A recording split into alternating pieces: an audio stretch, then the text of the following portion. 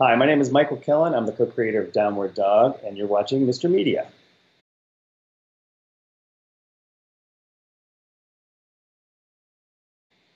I'm Bob Andelman, and this is a Mr. Media interview. You can see, hear, and read more than 1,000 of my previous celebrity interviews at MrMedia.com. Subscribe to the show on YouTube, Apple Podcast, iTunes, Apple News, Google Play, or Stitcher, and follow us on Twitter and Facebook. On today's show, I'll talk to Michael Killen, co-creator of the TV series Downward Dog. The Zen comedy, starring Fargo first season standout Allison Tolman, recently completed its first eight-episode season on ABC and is searching for a new network for season 2. Stick around. Did you catch any episodes of the limited series Downward Dog this summer? I know you hear about a lot of great shows these days. Better Call Saul, Veep, Silicon Valley, Master of None, so on. But this dog really is special. It's narrated by a voice like none other. In fact, it's Martin, the show's star, a devoted and neurotic rescue dog. The show is funny and kooky as Martin takes us through life with his companion, Nan, played by Allison Tolman, who you'll recall from the first season of Fargo as the sheriff, and her on-again, off-again boyfriend. It's a great show for family viewing, well, mostly, and if you love animals, you will find it irresistible. Michael Killen and Sam Hodges co-created and co-wrote the show and are currently racing to find a new home for Downward Dog so that it can continue for a second season. They are also supporting a new book of Martin's collected thoughts, Downward Dog, very serious haiku from a very serious dog. Martin Killen, welcome to Mr. Media. Oh, you call me Martin Killen. Did I say Martin? Michael. That's good, though. That's fun. Martin on the brain is good. We want everybody to be thinking about Martin, for sure. Man, I made it through all the rest. I think I got the rest right, and then I got wrong. That figures, right? No, that's awesome. God. So, since I think Downward Dog may have been under a lot of folks' radar, not mine, but I wonder if you could talk a little bit about kind of the idea of the show and give some people a sense of what they might have missed because they're going to want to look for it after this conversation. Well, I mean, to step into the brief history of it, and I think it's still, all the years it's taken to get to where it is now, it all still started from this germ of an idea that I had. My history is working with animals. I work in advertising, and I go all the way back to animating Taco Bell Chihuahua, to a lot of shows that you've seen on television. That's been from directing animals to making them talk to working with animals. So I have a lot of experience. And I always had this idea. I saw this who was questioning whether he mattered or not. And that was the germ of the idea. And I'd worked on it for a number of years.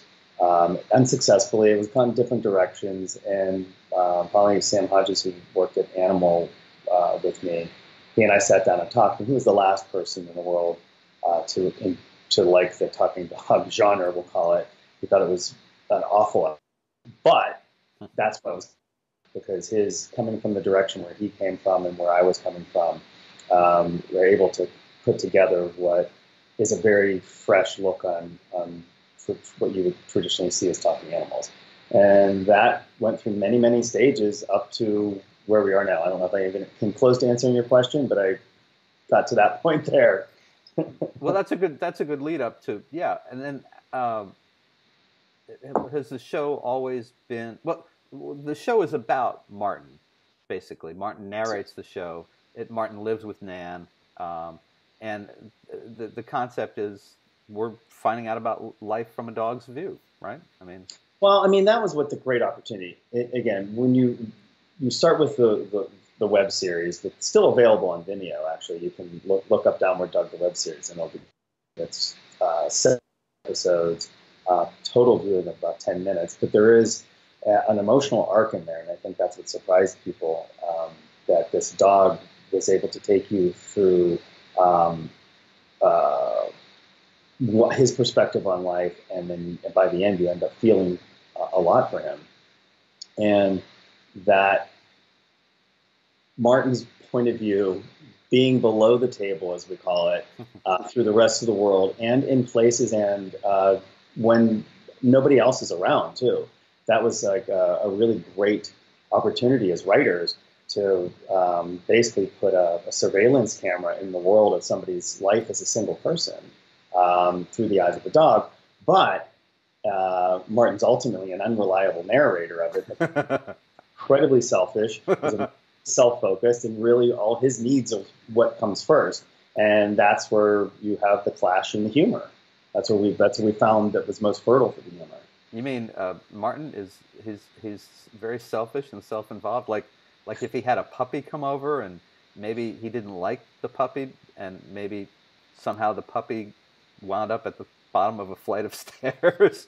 Exactly. I mean, those are the funny things. Like again, for fun, it's like push against what you expect. You know, I mean, traditionally you see dogs presented as this, kind of pious and know-it-all, and oh my gosh, if we could only find out the wisdom from the dog. But no, he's kind of not a person when it comes down to it, and that's what I think makes it very funny that we, down at our animals, and of course they're loving. I'm not saying that, but again, you really tap into their true selfishness, and I think that's why Martin became such a funny character to work with.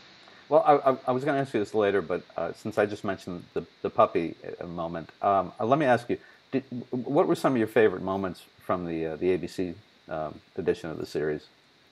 Whew. I'll start with the puppy. I mean, I like to look at moments, and I also like to look at episodes. That's one of my favorite episodes. Is just the whole setup of this puppy coming in and ruining his life. And if anybody's had a dog or even a cat, and then a new dog or a new cat comes into their life, or however it is, you can tell that the dog that owns the home currently doesn't like this. This is not a great idea. It's not like, oh boy, you got me a puppy. They're like, oh no, I just want to share my house with this, or even a baby or a child.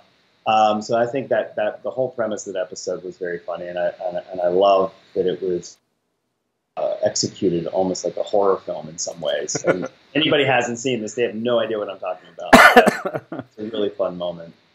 And then early on, I think there's great beats of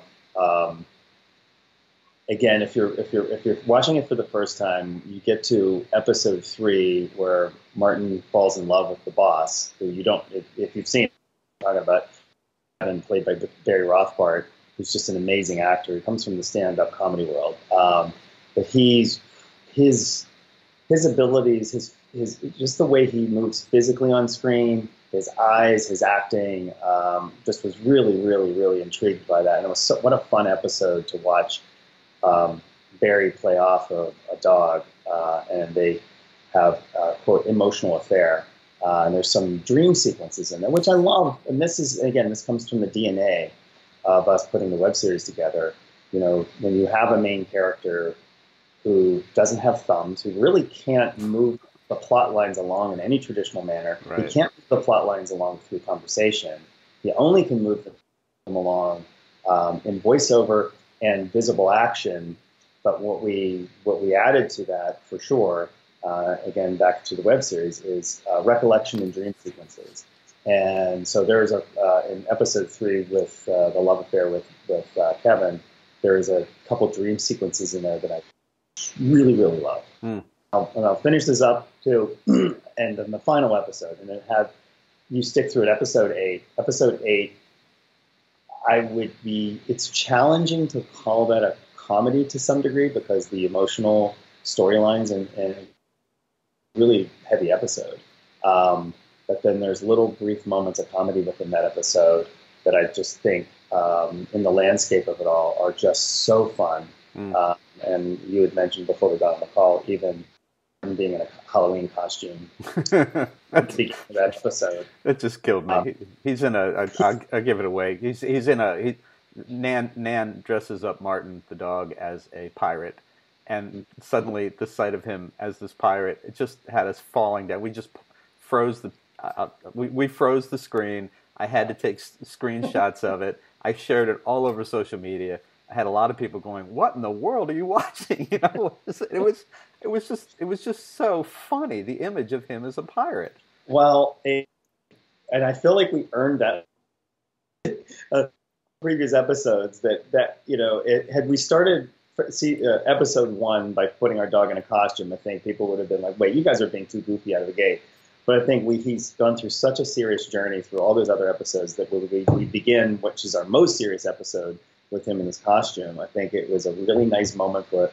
And just to add to what you said, on set, I was directing that episode, and John Hoberg, showrunner, and I were behind the monitor when he came out to set for the first time, and Allison Tolman, and the three of us couldn't breathe. We had to stop shooting for a good 10 minutes because we were laughing it so hard. Because what Ned did naturally in his pirate costume, he put his leg up, like he was Captain Morgan, and just sat there with this deadpan look on his face for a good 10 minutes. Like, what are you guys laughing at me? What if the F is so funny? Yeah. And we had to stop the set. I actually have tears in my eyes. I'm laughing so much about it now. It was so funny. Listen, I'm gonna interrupt the flow here for a second. You've been slipping further down. Maybe if you could tip the screen. There you go. And then just come back just a little bit. Right there. You're great. Thank you very much. Sorry, folks. I gotta. He's directing me. I'm being directed. I've got to direct my set. And I wanted to point out. So I asked you about your favorite moments. I got a couple of additional ones I want to mention. Okay. Anytime that Martin was trapped in the bedroom with Nan, and I can't remember her boyfriend's character's name. I know it's Craig Neff. Jason. Lucas Neff. Lucas Neff. I'm sorry, Lucas. Anytime he referenced being locked in the bedroom with them while they were having their personal time was always very funny. And the other one that I really liked was he has this flashback and he's remembering he wants to go back to being kind of the wild dog, and so we see him in an alley with trash, and he's tearing up bags, and he's eating, and I don't want to give it away because I want people to watch, but it's really, really funny. The flashbacks. See, I thought this would be so winning for ABC when I started seeing the flashbacks because it reminded me of Scrubs and Zach. When I think of Ned, that's the dog's real name for people who haven't seen it, but Martin is the character's name. When I think of Martin having these flashbacks and we're in his head, I see Zach Braff on Scrubs, narrating and telling us things, and then he'd always be like, and then we go flashback and we see, So, I think it's a shame that it didn't work there because. Here's our reality. We were as I'm learning, I'm new to this whole thing as of just a couple of years ago. But we were put on a tough time slot. We performed quite well, actually, against the summer through-the-roof blockbuster America's Got Talent, which actually even put a hurting on Bachelorette and the many other shows. So that's who we were up against for 7 of the 8 episodes, I think. So within that time frame, we did build a core audience, and this core audience is very passionate about it. In fact, I think we were. I can't really rattle off statistics successfully, but we were incredibly successful on social media, and I think it's the nature of the show. I think it's the fact that it's a dog, and I think it's also dog lovers. And there was this really weird phenomenon I love to speak about too. And there's a clip that you can look up. I'll have to find it, but it was people's dogs watch the show, and I don't know what the psychology of this is. I've had a number of people send me clips, photos, and tell me online, it's like, I don't know, but my dog will sit down on the show. And I'm wondering if there's something to the fact that the way Martin presented himself to camera speaking is something that's so unique to a dog seeing a television, because you usually don't see a dog speaking to camera. It just doesn't happen. I don't know what it is. I'd love if somebody is a psychologist or a dog or an animal psychologist say, okay, this is why dogs were probably watching the show, because they were, which is crazy to me. That's pretty funny. And I know we've had shows over the years where we'll watch, and our current dog is he's a 15-year-old terrier mix, and there'll be shows that he'll just jump up and he'll hear something, and then he'll watch the show, and we're like, okay, I know the science. You can't actually be watching the show. You only see black and white, and you don't see, but you're hearing sounds, and it's compelling you to the show. So whatever it is. I'm wondering about you clearly, because the show had been in your mind for some time, and there was the online series. But what came first? Was it Ned or was it the concept? I assume it was the concept.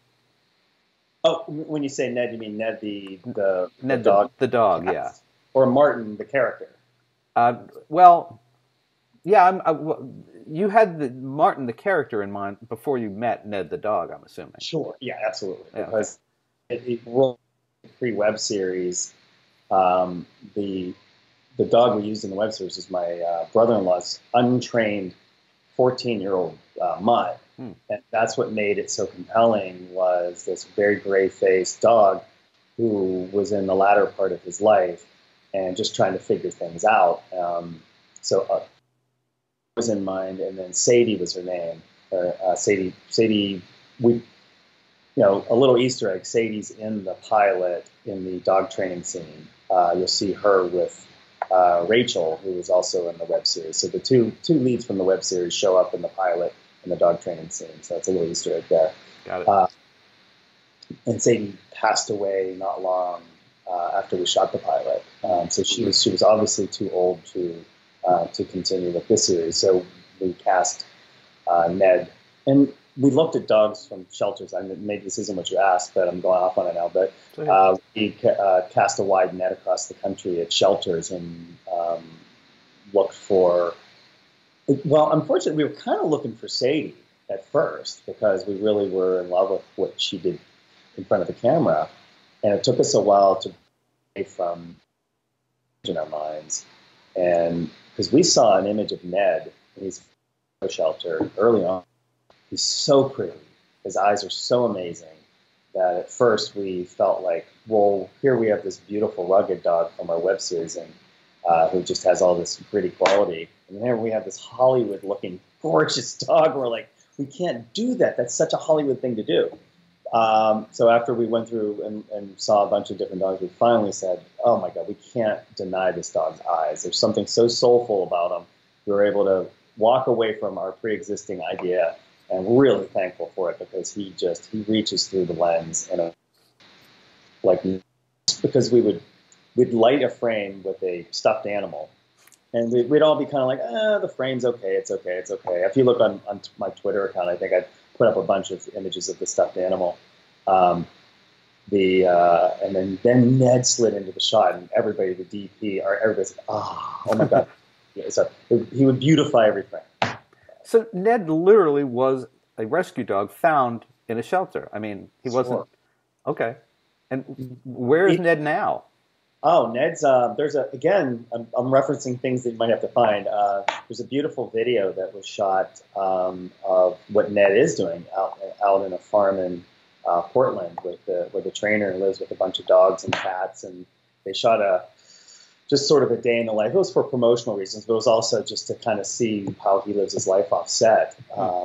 He's living an amazing life up in Portland. He's back and forth to California sometimes because there's a facility outside of LA where there's a bunch of dogs there that he hangs out with, but he goes back and forth.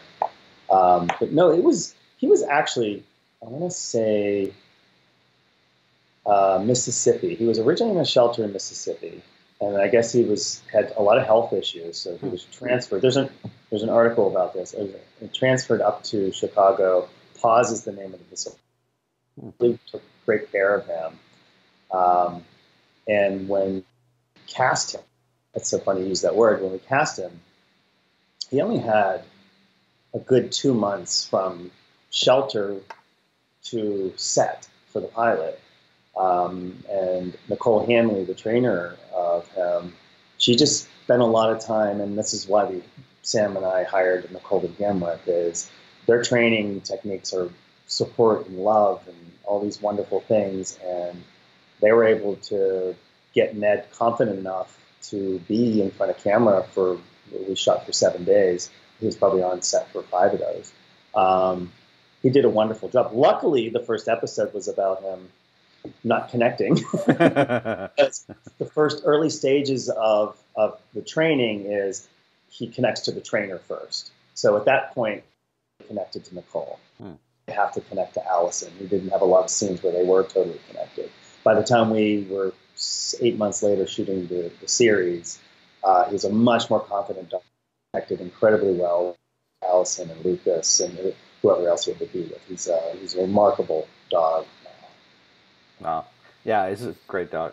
It's like who wouldn't want to go to a shelter after watching Downward Dog and find Ned? I mean, Yeah, that's no, it was and it was. I'm really proud of how we went about that, and that was something that we had in our minds from the beginning. We didn't happen upon it. I mean, it's again, I have 18 years of history of working with animals, and I know what has to happen on set with animals. I know what they go through, and I know I've witnessed good ways and bad ways of managing animals on set, and so I'm very, very strong in my ideas of how, as filmmakers, how what an honor it is to work with animals, and they should be treated in a certain way.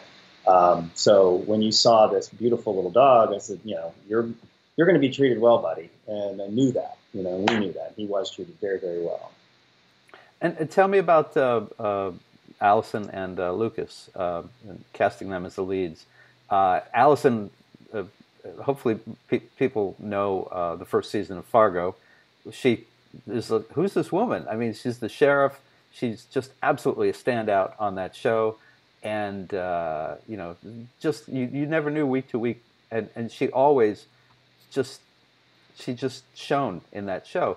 And here she winds up in this show, which is completely different tone wise, but she was great. How did you settle on Allison and Lucas for the show?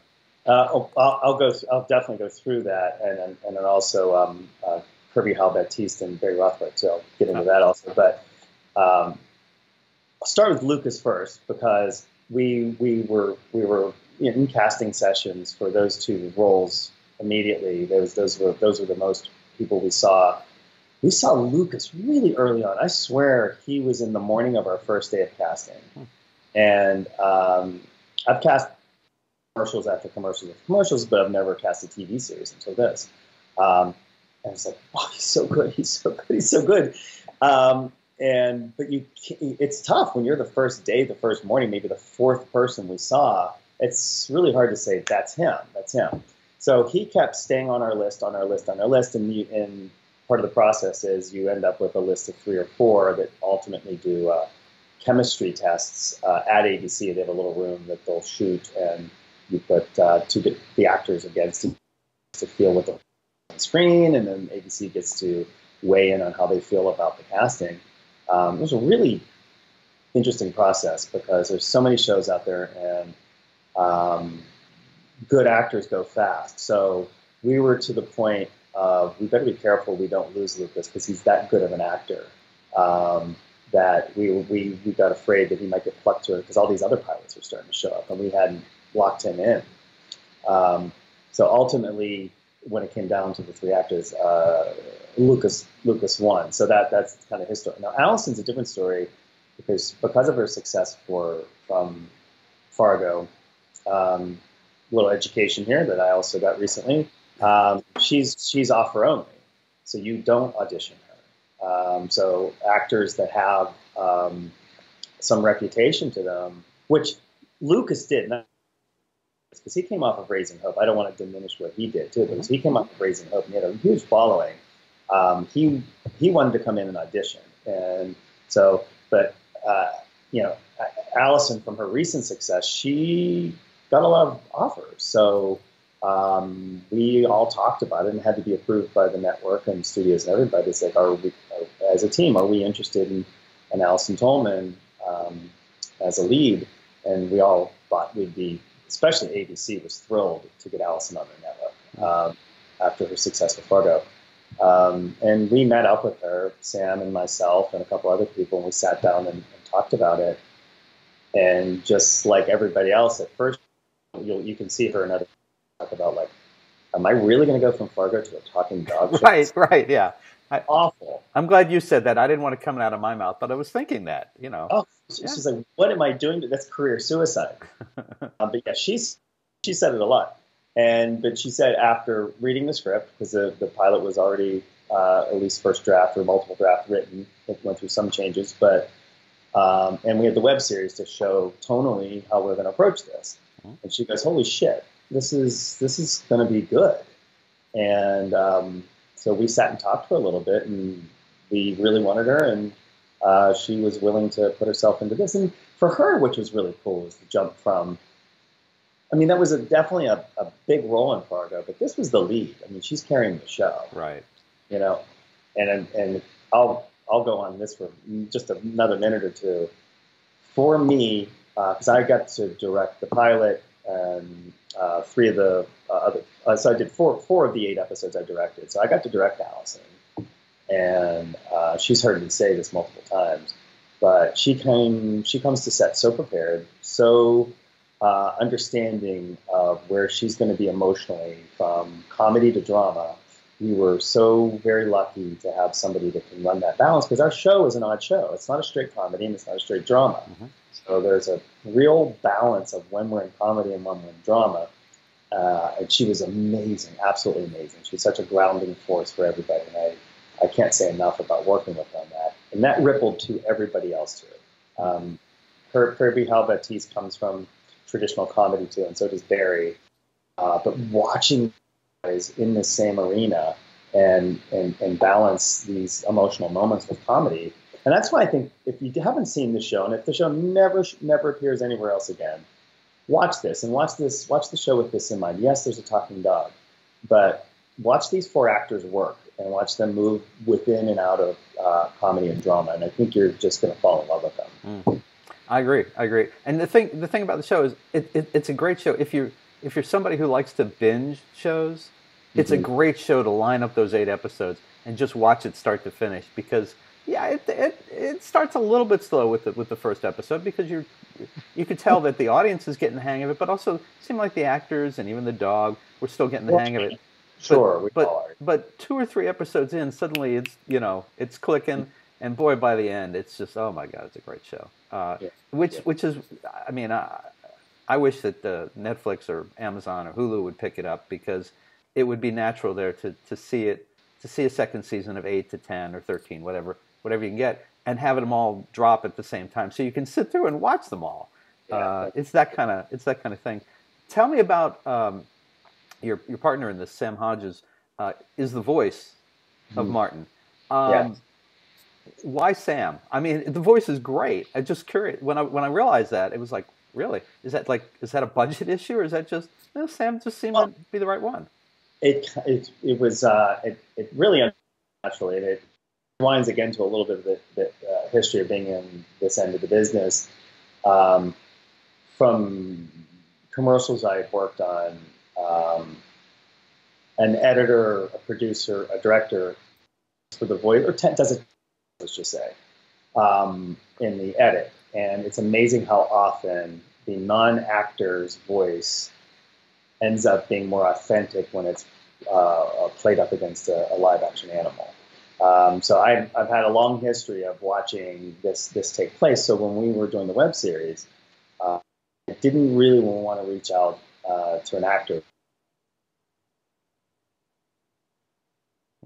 Read initial monologue with a couple different voices, and then I had a picture of Sadie, which was the dog at the end of the book, up on the screen while we were listening to it. And then we put Sam to it, and he has such a unique cadence, and that was really intriguing from a character standpoint and from an animation standpoint. It's like he moves in and out of phrasing that's so unique that when you put it to the dog, I mean, it just cracked me up, and everybody else too. And you're right, it was a different choice, and I think it stands out for sure. Absolutely. I think it was a very bold choice from us. Not as bold in the web series, because I think it worked in the web series. It was a bolder choice for everybody to continue that through the series, because you could definitely grab a high big name actor and say, hey, this is the voice of this dog, and everybody goes, oh, good. With it, and I think. Well, and certainly having the co-writer and co-creator of the show as the voice means that at the drop of a hat, and because Martin does not verbally interact with anyone, You could change lines at the last minute. You could improve the lines. I don't know that you did, but you had that option, I guess. Oh, listen, I mean, if you want to look back, all the way up into finishing in January when we're finishing all the episodes, have Sam in the room with a microphone, suite, to just test out lines and modify lines. Yeah, it's a blessing and a curse. The blessing because you can do it. It's a curse because we can get any note at the last minute and say, and unfortunately, sometimes we could. Yeah. And so, yeah, it was good and bad, but it ultimately was great. Ultimately, it was great. So I'm thinking we're going to talk in a minute about the book you guys have done, a collection of Martin's thoughts in haiku. But I would think that there would be a fortune to be made in having Sam do voicemail messages for people as Martin. I would contact his agent. I would pay for that. Just tell us where we can get that done. Yeah. So let's take a minute. Let's talk about the book. So there's the book. It's I want to read the title correctly. It's Downward Dog, Very Serious Haiku from a Very Serious Dog. And it's a short. It's like a gift type of book, something you might pick up at the airport, or if you have someone who's a dog fan or a haiku fan. Yes. What were you guys thinking about the book? What's the idea behind the book? Well, it's like again. Just a little history. We're a commercial animals, a commercial production company, publishing of our company. We've been pretty much for pleasure publishing books, and we've been somewhat successful. Let's say somewhat successful at not losing money at publishing. So making money is yes. But we do books that we feel passionate about, and so we have a number of titles that are very unique. So when we had the web series developing, just bantering about like, okay, if we were going to do something that had a publishing aspect to this idea, what would it be? And I remember talking about poetry, and then Sam came up with the idea, well, what if it's haikus? And he and his brother. And worked on all these that were on the thoughts that Martin was going through the web series. So they're very reflective of it. And if you do read it, it has a lot. It's a lot deeper than even the TV series. It's like because we really delved into a lot of stuff through the web series, and some of it got a little brighter and brighter. Let's just say in the TV series, but there's.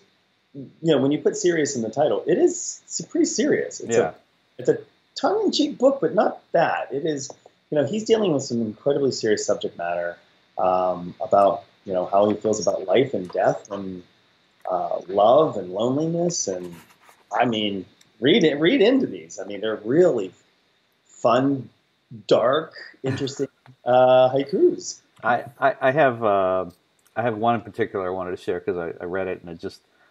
I read it out loud to my wife, and we were both like, It's shame. All the food that has vanished before I notice I started eating. It's like, it's Martin. It's totally Martin. And I probably didn't do the greatest dramatic reading, which is why I interview people and don't act. But yeah, it's fun. It is. Again, it was a fun exploratory piece. We thought, okay, maybe we'll package it together, but we really had to when we were developing the TV series. They were pretty far along with it. Sam did some of the original sketches for the images that are in it, and then one of our illustrators, Chris Boban, reimagined all the illustrations. But they're pretty close to Sam's original drawings. I think. But that's what just added to it. The web series. They kind of fall in this category. I don't think that maybe going too far, but it's like the way John Lennon draws, the way Kurt Vonnegut drew. Mm-hmm. These very simplistic but yet expressive pen lines, mm-hmm. and that's what came out of this. And there's something about the whole over-analysis of the Freudian era, and we really dipped into that. for this. And you may not see it so much in the TV series, but you really do feel it in the web. It's, with all the mid-century furniture and the coloring and how heavy things are. Everything's so heavy. And that's what we thought was so funny, that this dog was living in these very heavy times. Well, and I want to say that if you see the book, go ahead and check out the side-by-side poop comparison. Exactly. 2 fun pages. So I'm just curious, as we're discussing this, I mentioned about voicemail messages. We talked about the book. Do you guys retain merchandising rights to Downward Dog? No, that's since the book was already pre-established before contract. It was something that we just carved out and said, hey, can we keep the rights to this to publish it and have it go out? No, there's, nothing's been done since then, and there's no merchandising done. Although I do have I have to go get it. I have a very small replica of Ned that all the producers got as a gift. That was done on a 3D printer, but there's maybe 50 of them made. Nice. But no, that's very traditional. we don't have that much power. We were lucky, again, very, very lucky to be retained as writers, directors, and Sam as the voice, etc. That was a really nice accomplishment for us because I would imagine the tradition, we didn't come from the TV environment. It would be very easy to say, no, I want a director that's directed a bunch of episodes. I want writers that have written a bunch of episodes. And we came from the commercial advertising world. So we didn't have that experience, but yet we were. And I think that's also one of the uniqueness of the shows, too. If you look at some of the places we go, with some of the dream sequences, some of the flashbacks, we're really dipping into our commercial backgrounds that we feel very comfortable throwing visual effects onto the scene.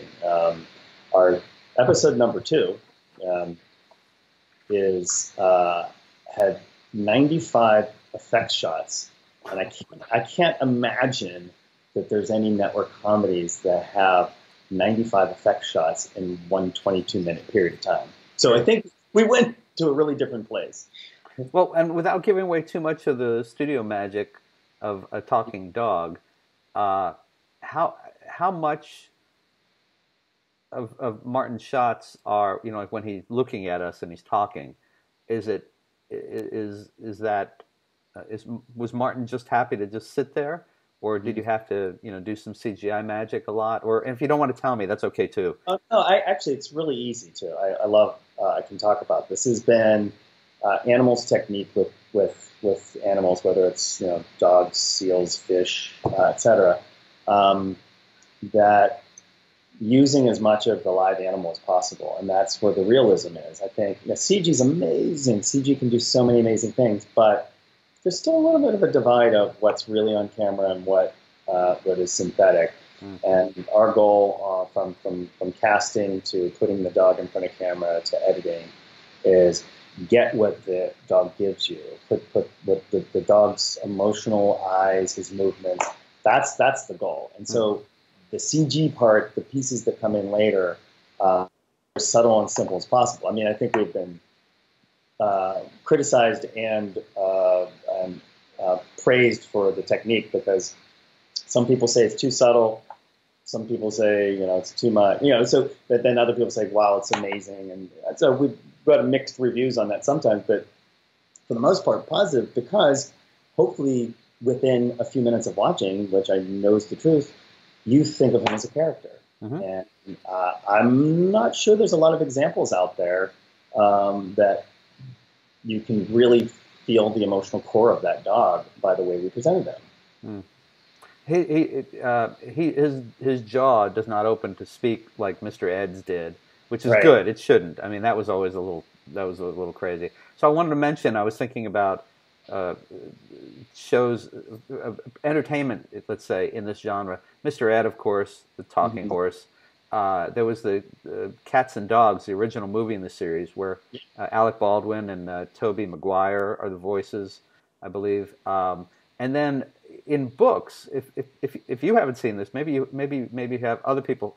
There's a series of detective novels featuring Chet the dog, And I wish I could. I will link to it when we post the interview. Okay. But Chet is owned by a man who is a private eye, and they Right. get into all sorts of cases. You know, it's fun, it's interesting. They're really well written, and Chet will be, you know, we're on a case, we're doing this, and then, you know, be like, oh look, a butterfly, and then it's the Yeah. end of the chapter, right? And then, you know, you pick up and it's days later, and Chet has finally returned to what they're doing, and that's what happens when you have a dog as a narrator. And then for me, then Downward Dog and Martin, it's just if you find that type of thing entertaining, and I do, Mhm. those are some other things that I find that kind of led up to this. If you're interested in that as a genre, if a genre exists. Yeah, I mean, a lot of like when we from the web series to the TV series, we really had to delve in deep into. I mean, you go from basically a minute to 22 minutes to tell a story. You really have to ask where are you drawing the rest of the story from? And we wanted to be very, very careful. We did a lot of research and reading about really what dogs do feel, smell, emotions. Like there's one, I guess it was a study where they had contacts on dogs' brains and in the areas where they feel emotion, and they lit up when the dog saw sunset. So there are certain intelligence aspects of animals, specifically dogs, that I don't think we know the complete story yet. But I think we all, as owners, you sense it, you feel it. So we wanted to be very conscious of where we're going. We didn't want to just go off and create some unrealistic world for dogs. And that's one of the things too. When he's not talking to camera, if you notice, he's living his life like you see your dog live your life. He's not turning the microwave on. He's not cell phone. He's not on the cell phone. He's not riding a skateboard. He's not, nothing's quote magical about him as a dog in his real life. The only magical realism that we have is that we're asking you to understand that he's talking to camera about his emotions. But that was really, really intentional because we didn't want to. He's not, and that's different from what you see in most talking animal genres. It's like, oh, wink, wink. When the humans aren't looking, look what he does. Hmm. That's not what we wanted. We wanted real, as real as you can be with a dog talking to camera. So let me ask you this: as we're talking, the June 30th deadline for the hold on the actors' contracts has passed. Unfortunately, I know Yes. you're still out there looking for a season two. Would a season two at this point, if you work something out, would it bring back the same cast, or might you go in the Fargo direction of continuing Martin's adventures, but maybe Martin, who, by the way, tended to wander off a few times. So it would be completely believable if he wound up with another family or another situation. What are your thoughts for a season two? No, the thoughts for season two because we did work out and Sam, myself, and John and Kat, John Hoberg and Kat Leichel were our showrunners from ABC, and I can't believe I've gone this long on here without mentioning them because they were such an integral part of designing and shaping our season and making sure everything stayed on track. Recently, they were on Gallivant and many other shows. They're experts at what they do, and we would not have had the successful, we call it successful, season that we had without their help. So the four of us sat down and just talked about what we think of season two. And of course, we'd keep the same four actors. They were just, again, if you get a chance to watch all three, you watch them grow. And by the time you get to that last episode, if you don't feel for each of them and have an opinion on each of those four main actors, then you aren't watching the show. Because I think their characters definitely got cemented into really people. Uh, so that's obviously the dream. Keep going down that road in season two. Really start shaping who they are further. And that's what shows get to do when they have that. Like I remember how Seinfeld changed from one to two to three to four. The Office 1 to 2 to 3. You just watch those characters grow, and we just really would love that opportunity to keep exploring these wonderful, awesome, complex people for sure. Well, and Allison was certainly very public about her desire to see it continue. Yeah. Has she signed on to another show yet? Is she, Not that I'm aware of. Okay. Really not. So yeah, So all four of them need to go seek work. I hope it happens in a different way, but no, all four of them are incredibly committed to the show. They love their roles, and I'm sure they would love an opportunity to continue the roles because they really did develop them into something special. good. So last question: is there anything at this point that fans can do to support the show? Boy, can definitely be vocal on. I guess ABC's Downward Dog website is probably the most vocal, but watch if you haven't watched it and you're watching this, watch it on Hulu. Ring the bell a little bit. Just if that bell keeps getting rung on Hulu and ABC's website, and it does make people think twice. I think I may have already said this. We were huge on social media because of the nature of the show, and the social media outcry for this is very, very impressive.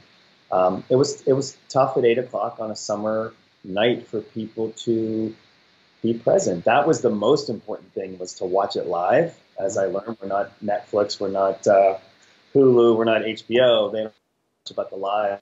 But the networks that are making money on their commercial advertising, that live viewing is really, really important. We did great for the time slot we were in for live viewing. But it would have been better if we had more.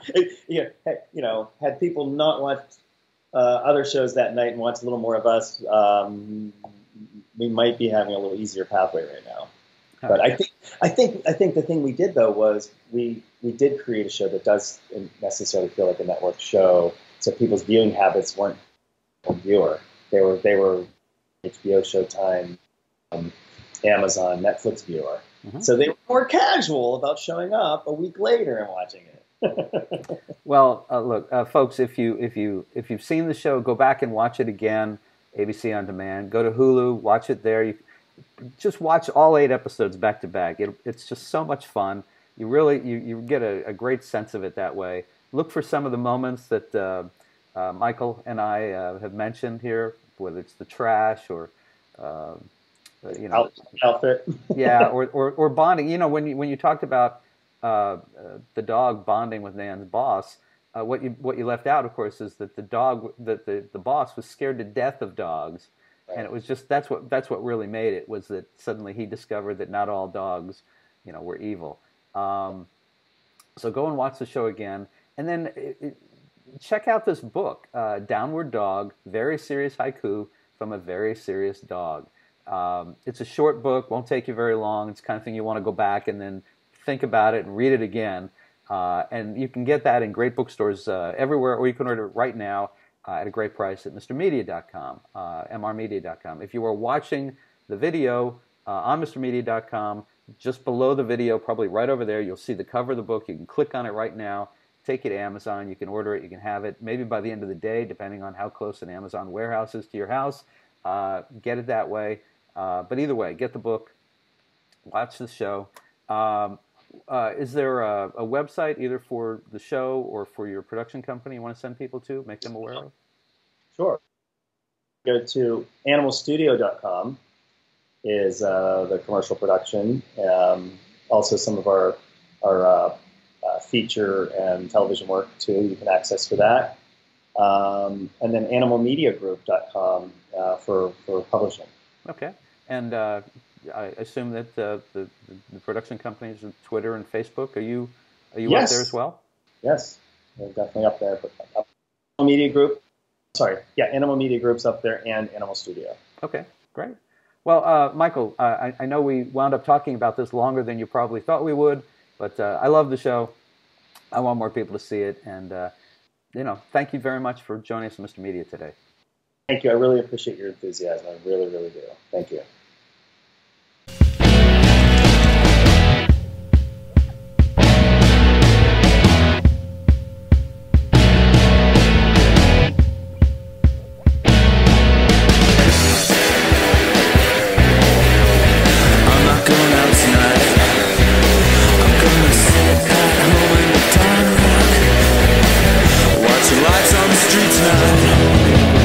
Turn up the stereo receiver.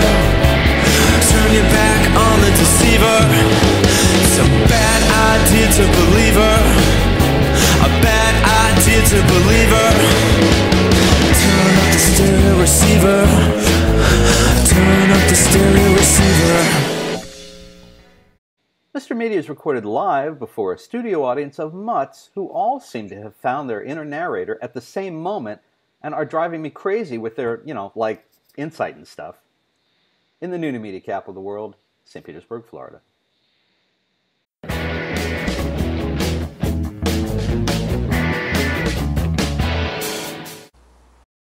Hi, this is Rich Scheidner. If you've ever wondered what it was like to be a stand-up comedian in the 1980s, I'm going to do you a big favor.